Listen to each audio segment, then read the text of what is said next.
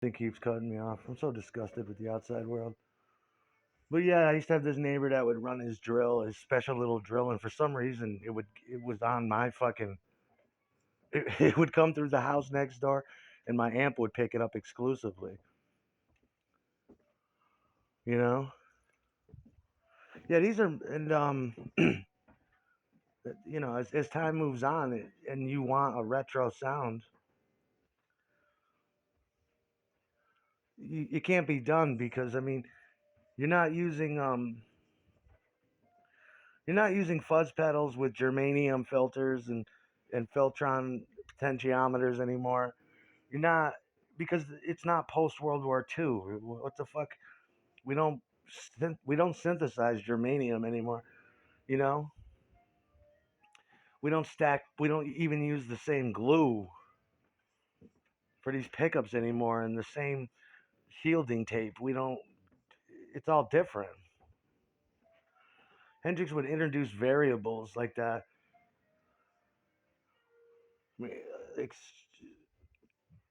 those were a lot of effects back then. Let's see if we can drive the amp a little bit more by introducing a simple volume pedal or a fuzz pedal or fuzz uh crossed with static modulation or dual tone modulated frequency to give you an MTMF tone like the beginning of Smashing Pumpkins today. And then you get an Octavia pedal, which produces a synthetic octave, that you can use. The only thing Hendrix was missing back then was an Echoplex.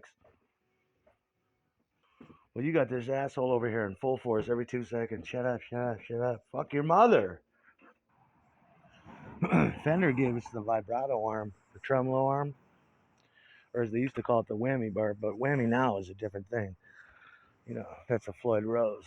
It's more of a vibrato arm. And then you didn't have the guitars. The Stratocaster is routed out for a floating bridge. There's a big hole in the middle of it where the bridge goes through.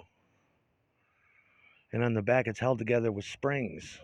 That was a good. That was a good design. They also pioneered that another tremolo where there's a hole in the front and a big metal bridge on top, and there's a spring in the bottom. And then Gibson had Bigsby. If I'm gonna play the Strat, I want the tremolo to be floating and go up and down, so you can bend up. Gotta get me a little red Jazzmaster, man, with the mutes on it. Dum, bum, bum, bum, bum. Sound all beautiful and shit.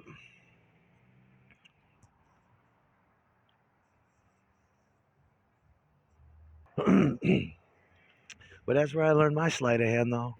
Hendrix was a god to me. Always will be. Just fool people. You can't beat him with two hands tied behind your back. He'll play with his teeth. Or he'll play with his free hand on the fretboard and make it look like he's playing with his teeth. Play behind his head, behind his ankles.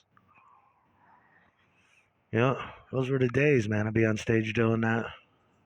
Just the ultimate cream is just having a good boss pedal. I imagine still the best quality.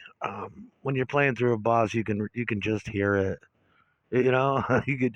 It's undescribable. It's inexplicable. Just playing through even a cheap boss pedal. It's just like this is so nice, so good.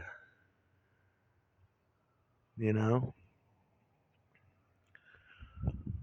But if I had it my way, the house would be filled with various many effects pedals, all pedal boards, all in various states of operation.